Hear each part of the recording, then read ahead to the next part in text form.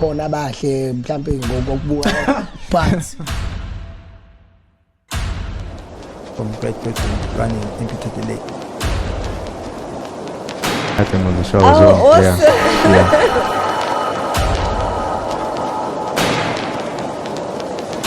Queen of Maritzburg.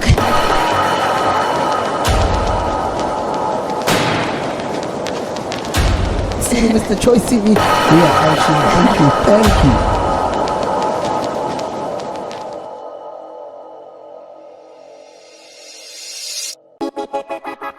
About that. Me, I think relationships are wonderful. My friend even said the other time that she thinks I'm a better person when I'm in a relationship. None of them are going to. I don't think I'm probably dead as far as that concerned. I'm joking. I wouldn't go that far. But because every relationship is a lesson, and every relationship teaches you about yourself. I mean, I'm still trying to figure out in these past relationships, as I said, that I fell in love with what was the point. Hi, it's Sips. Hey, what's going on, everyone? I am Bonga, and you are listening to and watching the Unintentional Podcast. And today we're here with a very special guest, Anele Ndlovu from the Tea with Anele Ndlovu. And welcome to Unintentional Podcast. Thank you. So, backstory. I saw Anele speaking at the Women's Day event that was held at Shugu's Greenleaf Estate, and she was one of the speakers. And of course, but I had seen her before on Instagram. This is where she hosts her lives. So yeah, I was just interested to getting to know this person behind the Tea with Anele Ndlovu, and also your story. Just, I just wanted more people to hear about it, and so we're here. Thank you. Finally. Thank you. And I'm glad you mentioned you saw me on Instagram, because I always tell people social media does work in a positive way, because abantu will say, it's so toxic. And I'm like, it's the way you use it. Yeah. Then it will be toxic or positive for you. So it's been very positive for me. And I got to meet you guys. Yes. Oh, that's true. And also, I've also known you from Instagram as well. I've attended some of your lives. I did kind of feel like it was sort of women central in a way, so I kind of felt out of place a little bit, but I was like, I love the content nevertheless, so I still followed. So thank you for coming on. I'm actually excited to meet you. It is very woman-centric, and it will always be. We do have November, we do celebrate men. It's called the Men's Tea because it's World Men's Mental Health Day on 19 November or something like that. Nice. But the purpose of it is centered around women, yes. Especially women in PMB. Yeah. Okay, so who is Anele Ndlovu? I feel like I'm in an interview. Tell us about yourself. Okay, Anele Ndlovu is born, bred, raised, left, and came back to PMB. I'm almost 40. Yay. That's very important to say. In January, I'll be 40. Fourth floor. Yes. And I come from a very big family, about 6 as siblings, as children, Ekaya. And I live with my parents now. Very interesting in my old age, living with old people. So usually I used to say, I am Anele Ndlovu and I am this, using titles and company. But over the years, with just the mental health journey that I've gone through and redefining myself, I had to learn who I was. So now I say, I am an inspirational, influential, impactful, healing servant leader. Wow. Then everything else follows from there, the tea, the job, the whatever. But I am a servant leader and I'm here to serve PMB mostly. Yes. Firstly, congratulations. It's the PR specialist? Marketing manager. Yes. Okay, marketing manager. Yes. At Midlands Hospital. Yes. So congratulations on that. Thank you. So you did do PR.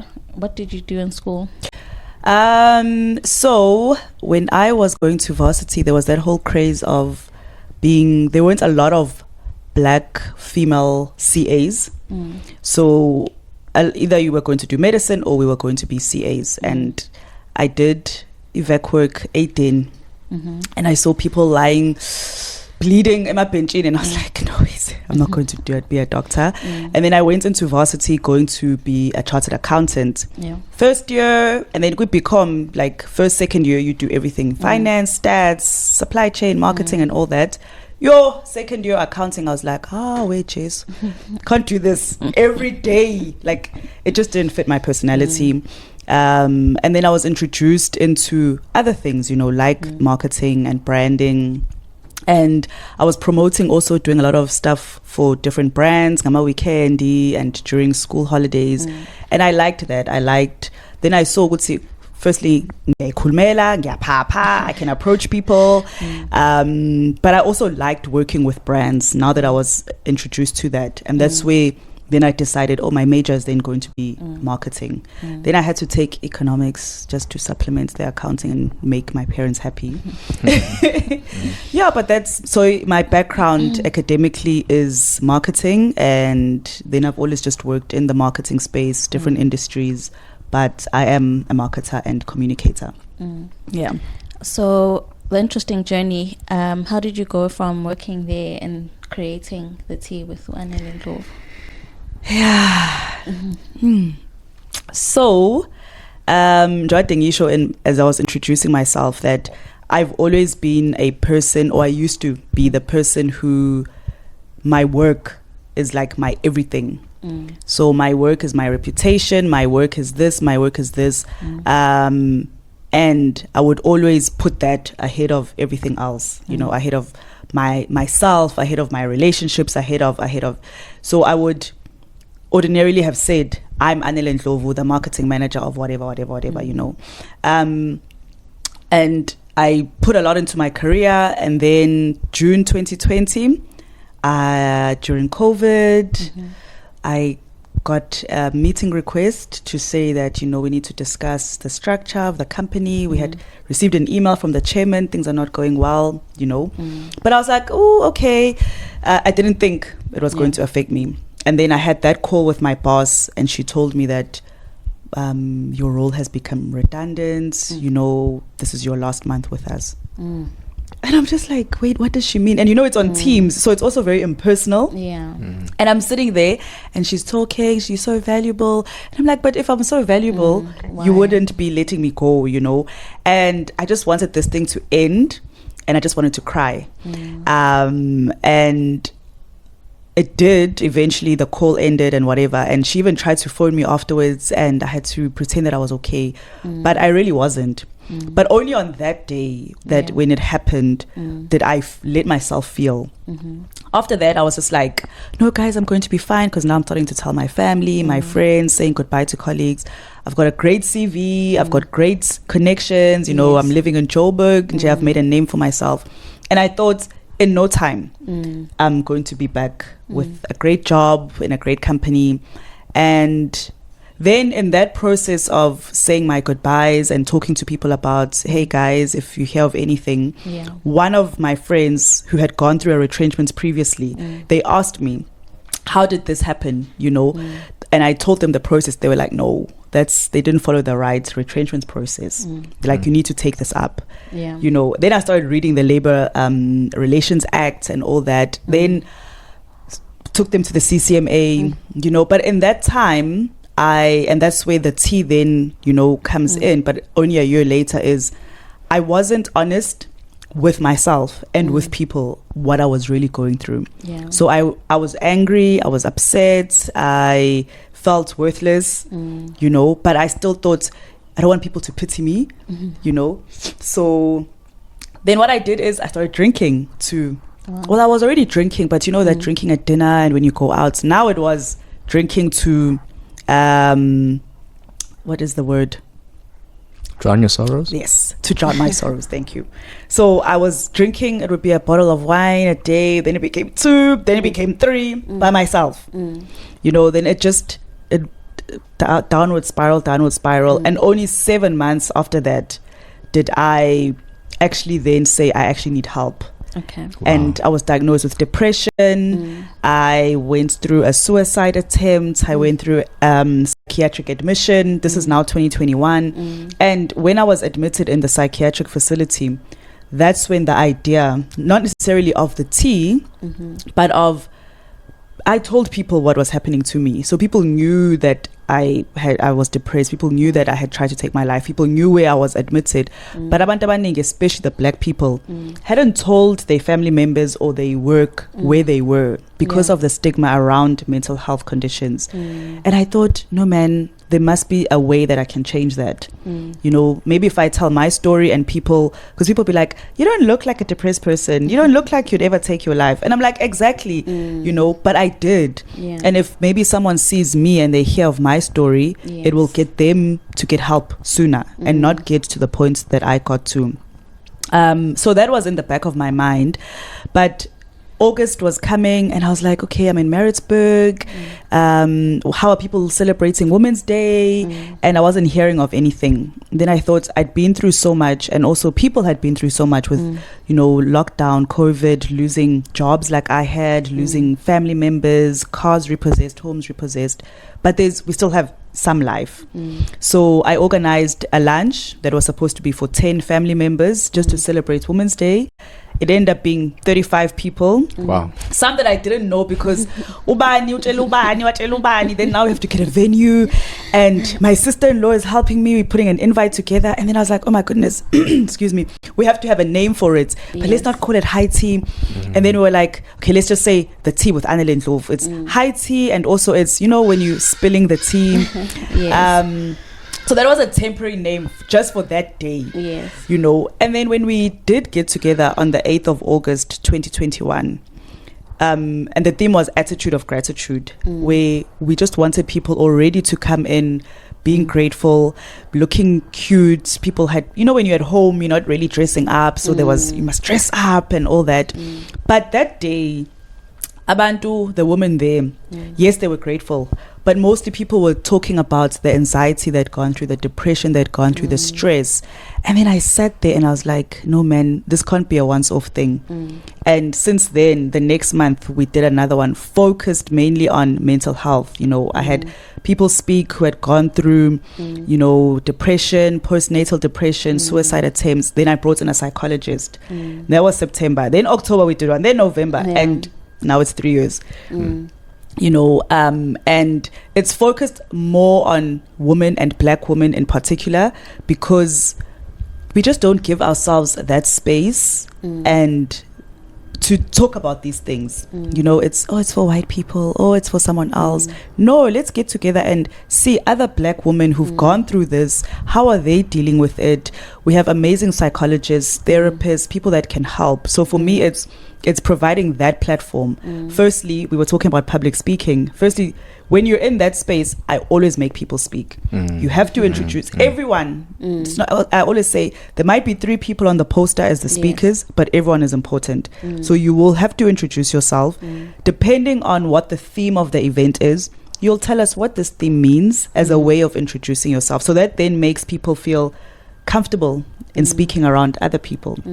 But it's also networking. Maybe I might say something that will resonate with you. And during the breaks and even afterwards, we can then form that connection. So that's what the tea was about. It was about getting women together, getting women to know you have a voice, you have a story. It might not be on a podcast like this, it might not be on radio or TV, but everyone has such an important story to share. And let's get together and share those stories. I think that's very important, because I also saw that from the various Women's Day events that I was going to, meeting different women, speaking to different women. And, you know, it's so important, as you were saying, that black women have these conversations, because we're always told to be strong in Bogoto, you know. And it's nice to have a vulnerable space where you can all just speak and pour out your heart and your life story, and you know that you have support of the people around you. And why Pietermaritzburg? So why that's a very good question, because people always ask me that, why ungezilana? I'm like, just do your own thing. I do say that now, but before I was very nice. So Maritzburg, firstly, because when I came back in 2021, it was okay, nothing is happening. at that point, because I hadn't been around, but things are actually happening. I didn't know, so I was like, oh, nothing is happening. Let me get some things to happen in Maritzburg. And also,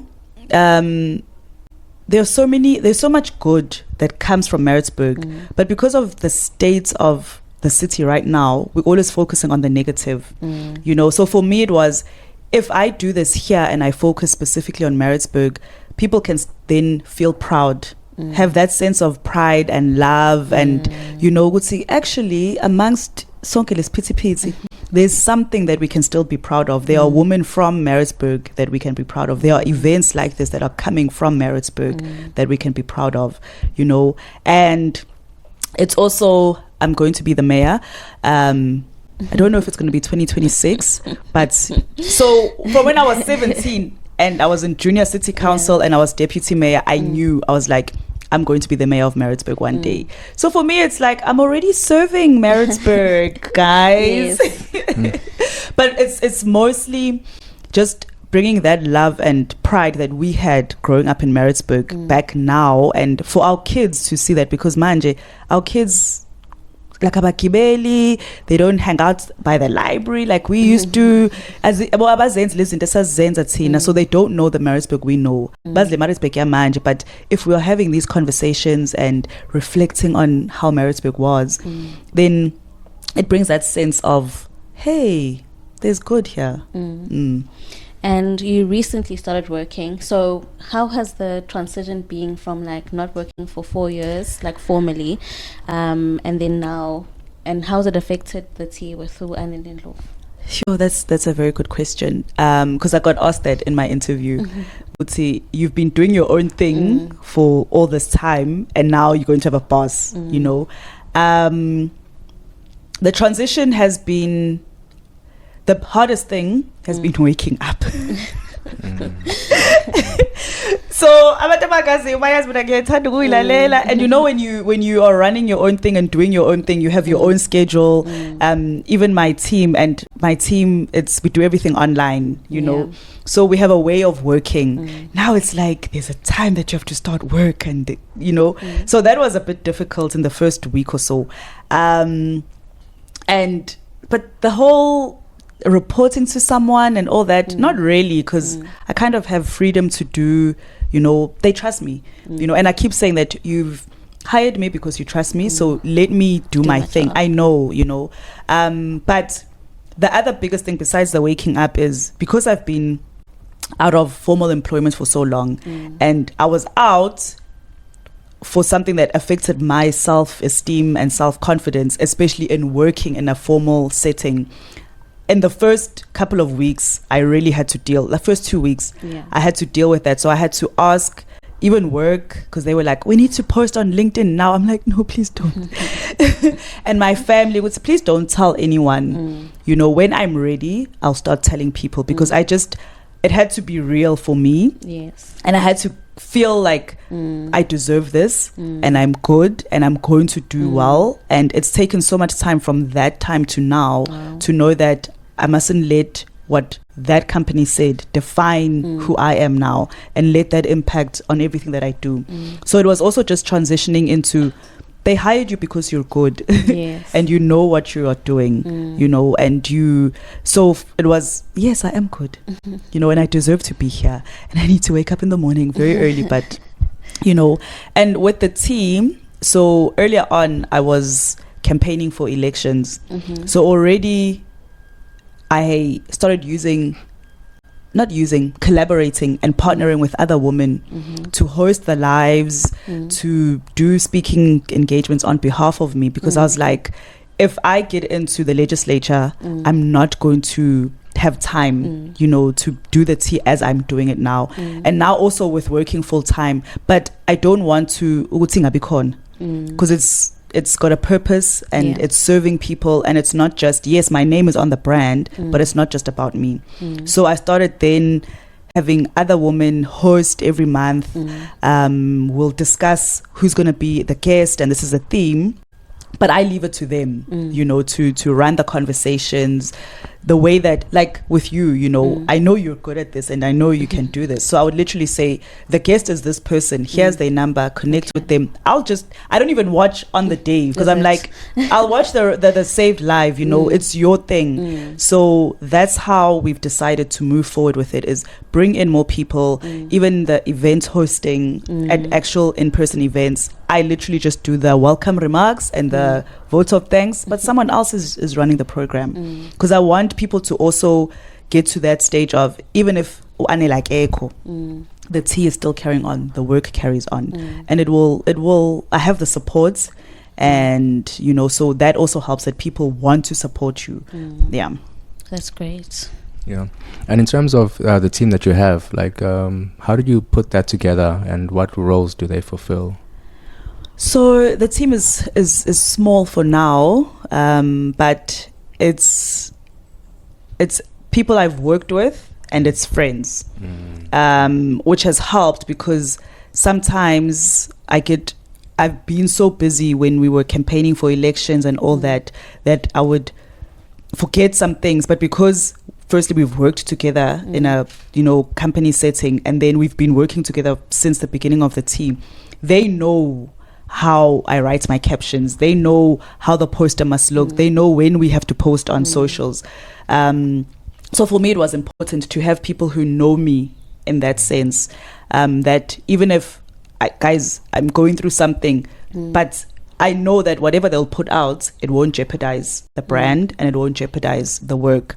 And that's also what I can say to other people as well, is when you are going to either put in, especially if you're starting the team, look at people who know your vision, who understand it, and then who somehow share in what you're trying to do, because then it will be easier in working together, because they'll know. You know, if someone doesn't really get it, there's going to be a lot of hand holding, and I'm not that person. I'm just like, you're the designer, right? This is what I'm thinking.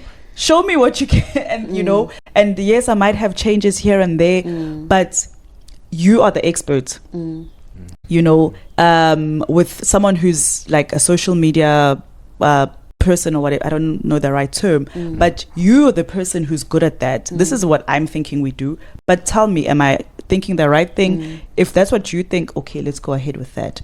So that's important, because you may know, but I'm still not the expert. And that's when I was asking you guys also, so how do you do this podcast? What is the process? Because I've watched podcasts, I've seen, but I don't know. So even if I wanted to do one, I would have to maybe call you guys on board to be like, how do I do this? Take me through it and guide me. So that's what's helped in putting the team together. Oh, okay, no, I like that. And just to break the fourth wall for our listeners, like, I have to commend you on the way you're answering the questions. It's like you're reading my mind, because you've already dealt with the points that I would have wanted to follow up with. But in terms now of, I guess, your role as marketing manager at Midlands Hospital, how are you finding that so far? And the training that you've received in the past, your previous job, your experience with the tea, and other interest and other ventures you've gone into in these 4 years before working, how have those helped you in fulfilling your role currently? They have helped tremendously, because I've always, like I said, I've always been in the marketing, the communications, and in the branding space. And even with the tea, I've been building a brand. You know, yes, I've been building a company, but in the essence of it, I've been building a brand. I've been building a following, not a following because I must have 2,000 whatever million followers, but it's building a community. So for me, that's always how I've seen my role as the brand custodian, is what I always call myself, of whatever brand I'm working with. It's my job is for people, when they see that brand and hear of that brand, it evokes positive emotions, and it evokes, I want to know more about it, you know. And with Midlands, so the great thing about it is it's the first time I'm formally working in Maritzburg. So it was when that opportunity came, I was like, okay, in my role of being mayor, I now get to work in Maritzburg. The tea, yes, provided me working here, but now formally working. And I'm also now working with a brand that has been in existence for 36 years, you know. So it's an old brand, but it's a brand that needs to evolve, you know, and needs to move with the times, which it is doing. You know, they've had a whole brand repositioning and they've changed their name and all that. So now it's for me taking it to where the last person left it to another level. You know, and I've worked on a rebranding project before with another company where we literally, the name stayed, but everything changed, you know. So now I get to use the experience that I had from 10 years ago into now. And also with the tea, building a brand, building that following, getting to know people, I'm using that experience also now. And also with Midlands, and I've said this even in my, I didn't say that at the event there, but I've been very open in terms of, in my interview, I asked about transformation, you know, to say that the board is it's all male and it's all Indian. And management is also male-ish, but also Indian. You know, what is it that you are going to do? Because in the line of work that I am in women empowerment and leadership, it matters. And people will be like, hi Bowena, what are you going to do about transformation there? You know, so for me, it's also being in Midlands specifically is the transformation. You know, it's spearheading transformation of the management and spearheading transformation of the board, and that trickling down to all levels in the organization, you know. And I've done that before. So even the way we hire, things like that, we need to be mindful of, we live in South Africa. What are the demographics? You know, we need to then speak to that. Yes. You know, and if we're going to say we are proudly South African, we need to be proudly South African in every way that we run the business. Yeah. And just to wrap us up, can you tell us, you know, what has been the most important thing, or one of the most important things that you've learned about your mental health that you would like, you know, someone struggling with mental health to be aware of? Be honest about how you feel, you know. So for me, it's, if I had been honest from the very beginning, I would not have gone through, and I know everything happens for a reason, but and probably, okay, God was like, I need to use you to go through all this, that you can talk about it and people can get help.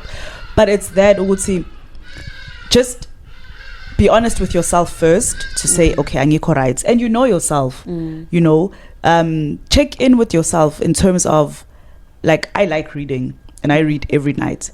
And I also exercise and walk. But I started not doing those things, you know.